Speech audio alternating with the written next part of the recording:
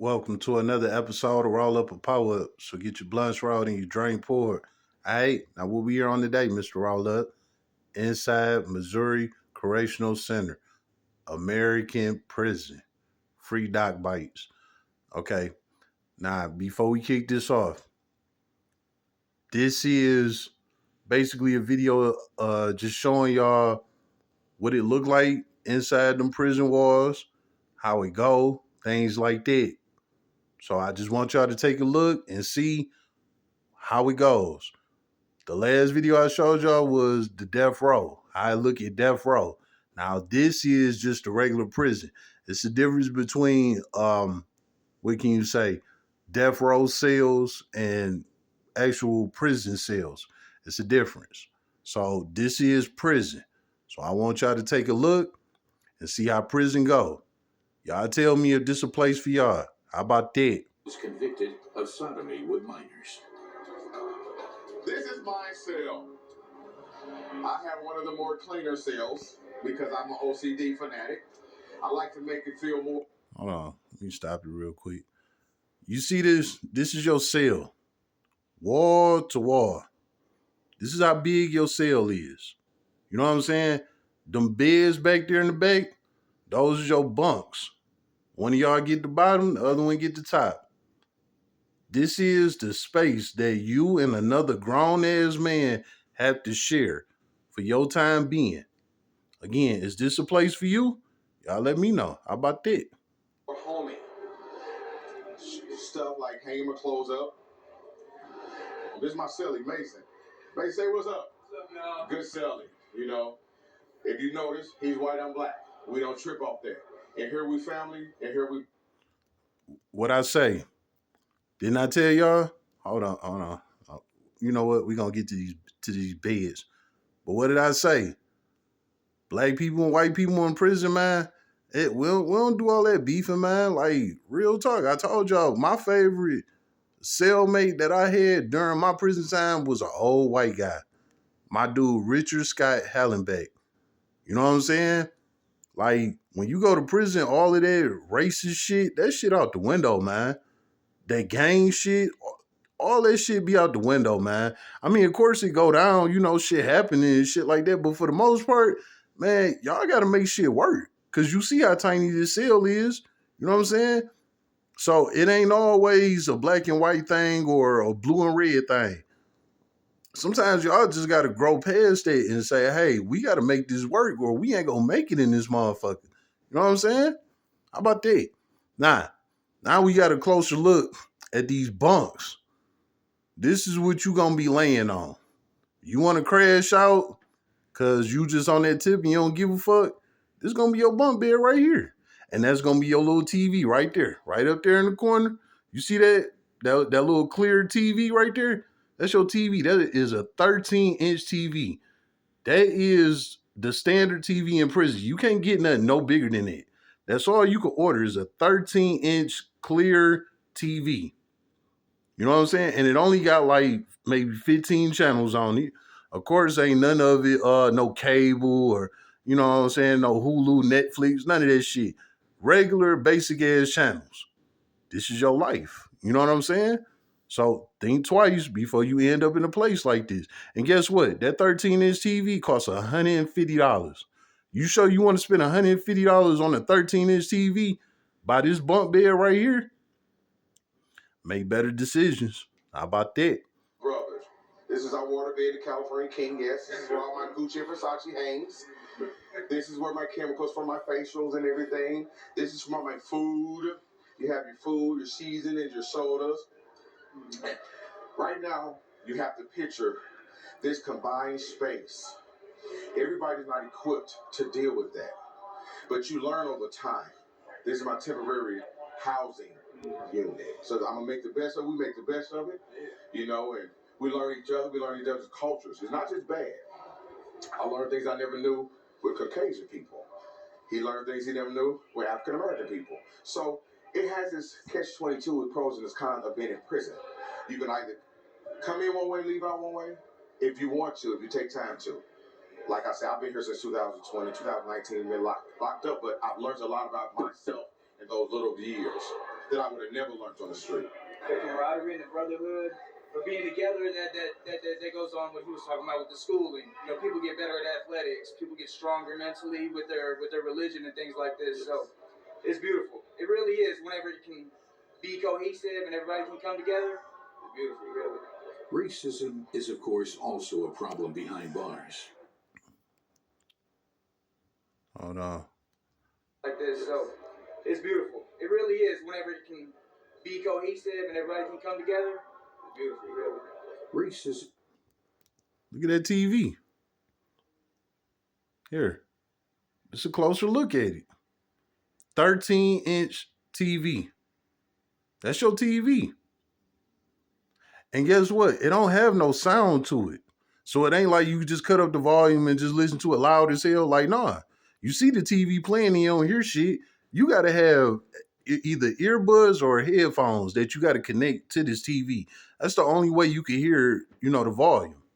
Because, it's a control thing. They can't have everybody TVs blasting in prison. Like, it don't work like that. So everybody that got a TV in they cell, you don't even hear it. You just see them on, but you don't hear it. You got to connect either some earbuds or some headphones to it. How about that? Is, of course, also a problem behind bars, even among prisoners. I've never been around Caucasian people like in prison. So I'm learning that about me. But guess what? I don't see color. I don't either. I don't see color, man. Straight up. That's some real nigga shit. Now, look, I don't fuck with you because you in there for sodomy against kids. I don't fuck with you. But I fuck with what you said. I don't see color. How about that? That's real nigga shit. But it is transparently, he's Mexican. Right? I've never been around people of the sort. It doesn't matter what race it is, he's going to pull you up, and help you, any way he can, like feeding you, giving you advice, and get you out of trouble. Don't do this, go this way, The state of Missouri is the first U.S. state to commit to the reentry program. This encompasses the reintegration of long-term inmates into society and involves training, preparation, but also... All right, this is like some workshop shit. You know what I'm saying? This is the most you get to do besides walk around the yard and, be in the day room, shit like that.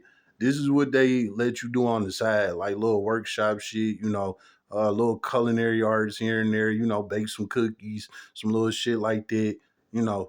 This is what you get to do besides just walking around and being in the day room. This is it. All right? How about that? Reparation. Mike Campbell would...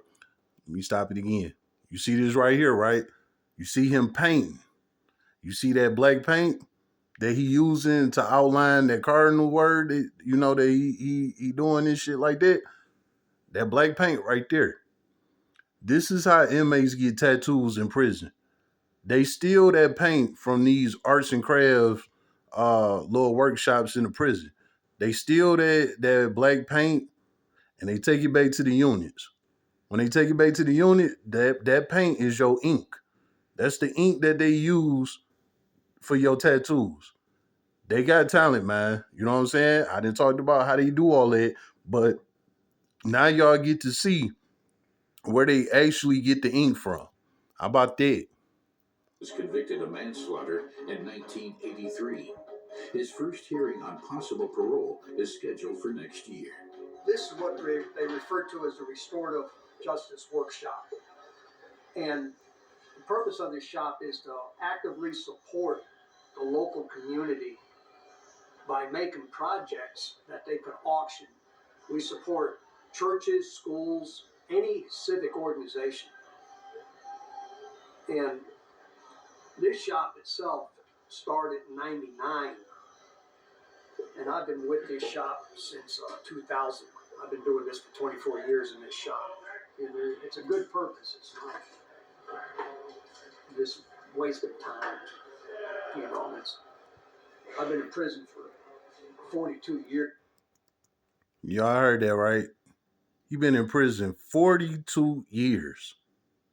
So just so you know, everybody don't get a 10, 20, 30-year sentence. You got people that be in there for the rest of their life, literally. And they said that he going to be eligible for parole next year, but That don't mean that the parole board gonna let them out.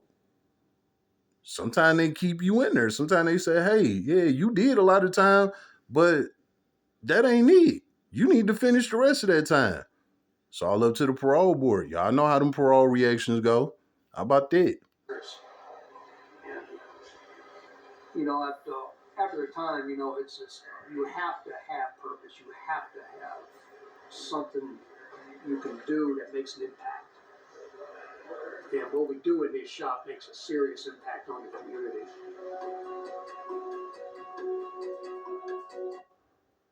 Use debit or pay later. One card, 2 ways to pay. Sign up with Klarna. No credit impact to a. All right, little intermission real quick. Y'all know how that go, man. But again, ask yourself, is this a place where you want to be, man? Because they don't show no mercy on you. Your ass will sit here for the rest of your life. If you do fucking crash out, that equals the amount of you having to be here for a long ass time. It's called elements of a case, man. So be careful with the crimes that are committing out here.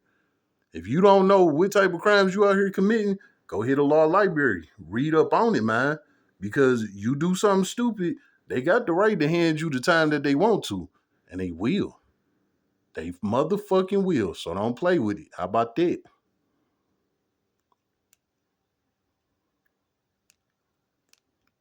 And are both members of the Dynamo program.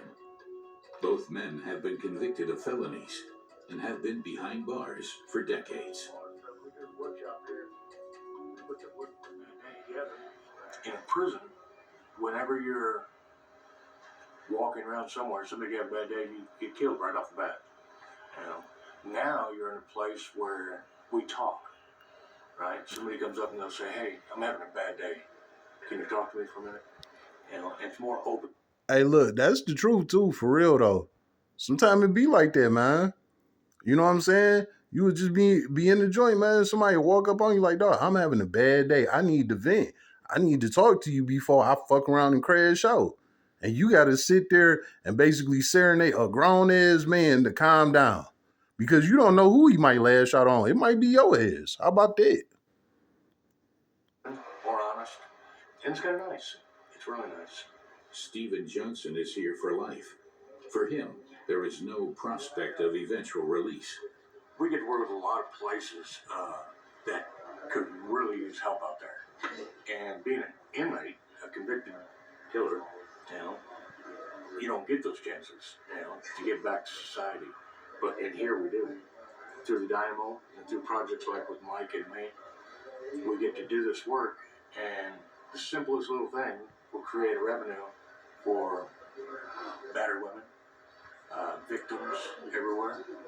And like we said, we all did bad things, and I can't change what I did. I can change the person that did it and give back. That's real shit. That's real shit, though.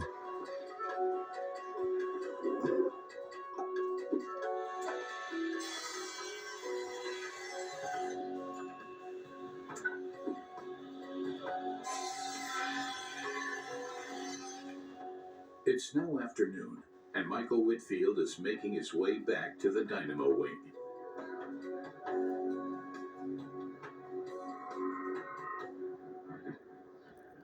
Dynamo is a revolution in the American justice. Boom. This is your day room. Those the cells. This is your day room. This is the area where you and all the inmates get to come out and walk around out. Damn, my bad. This is the place where you and the inmates get to come out of your cell and walk around. This is your day room. Y'all get a little, yard, shit like that, back 40, weight pit, things like that. But for the most part, this is where y'all gonna be at, in this day room or in them cells. How about that? System, especially in conservative Missouri. Anyone here has been in prison for at least 15 years and has done nothing wrong while serving their time.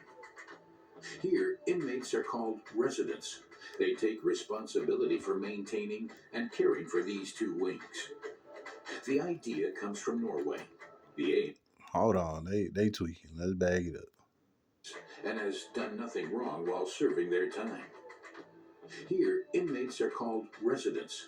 They take responsibility for maintaining and caring for these two wings. This right here. They got a damn fish tank in this bitch. No, that is not prison. I don't know. This some protective custody type shit. You know, this some special shit they got going on. Cause no, ain't no motherfucking fish tanks in prison. They kept about that. So yeah, this some PC type shit for real. It gotta be. The idea comes from Norway. The aim is to prepare people.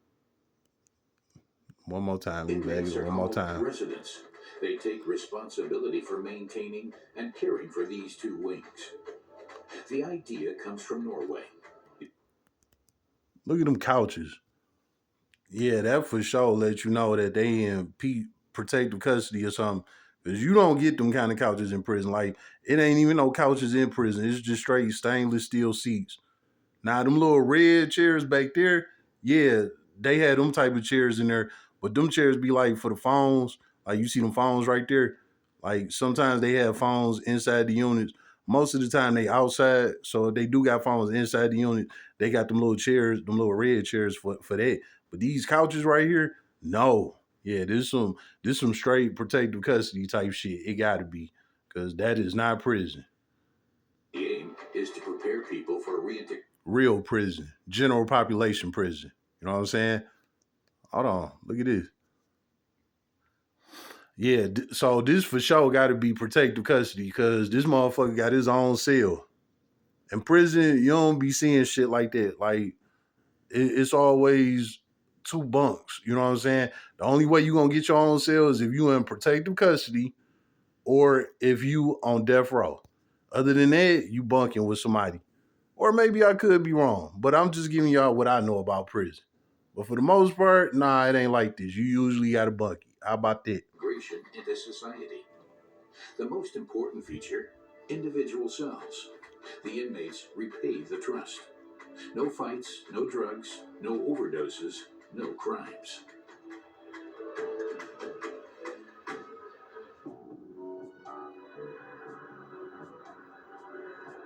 The new inmates are now being checked through the prison security access point, just below the control center.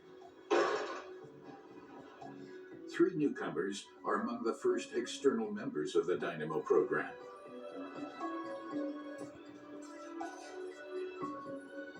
Well, coming from where they come from, most likely they're very anxious, to get here and, to get settled in and, get the comfort of what they have here compared to what they had there. Hey, good day, man. My name is Mike, man. I'm the Dynamo Community Experience Chairperson. We'd love to have you, man, and we welcome you in with open arms, man. All right, I appreciate it. Yes, sir. So we're gonna go get you guys stuff. If you guys are ready, we're gonna go get your stuff.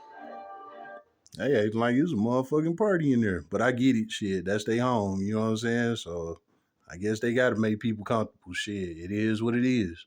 Michael Whitfield and his colleagues have taken the extra time to pick up the men personally. Then it's over to the A side. It's bound to be a bit of a culture shock. There is a particularly successful special unit at the Northeast Correctional Center that lives. It's the gate that separates you from the outside world to the inside world. How about that? See that barbed wire? You ain't getting over that shit unless you ready to throw your bunk over that motherfucker. By that time, the motherfucking watchtower gonna be sending them shots at your ass. This shit ain't no joke. Don't take this shit for no game, man. For real. And works outside the fence. The Bloodhounds. For Warden Clay Stanton, they are an important pillar in securing the prison.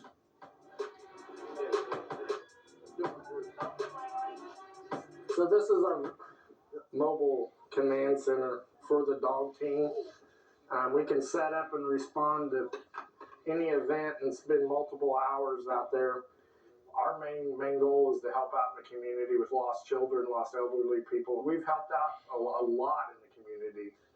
They're walking off and they'll go to, he might go a mile today, a little longer, and he'll actually hide.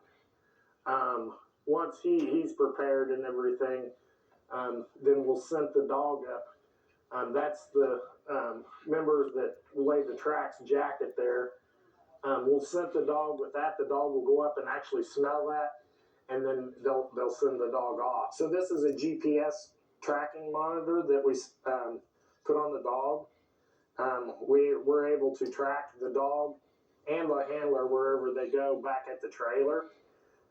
That assists that where if they get lost or we're watching topographical map, we can tell where they go, tell them what the terrain's like and everything. Since its opening in 1998, not one single inmate has escaped the prison. Nevertheless, the Dog Squad. You heard it. Since 1998, not one person escaped. I'm telling you, people don't just be escaping like that, man. You know what I'm saying? You got to really be in some deep shit to be escaping, and it's not as easy as it seems, especially when you get to prison. You know what I'm saying? It's not that simple. But Louisiana made it seem like it was that simple, but trust me, it ain't, man. It's really fucking not. Must always be prepared for anything.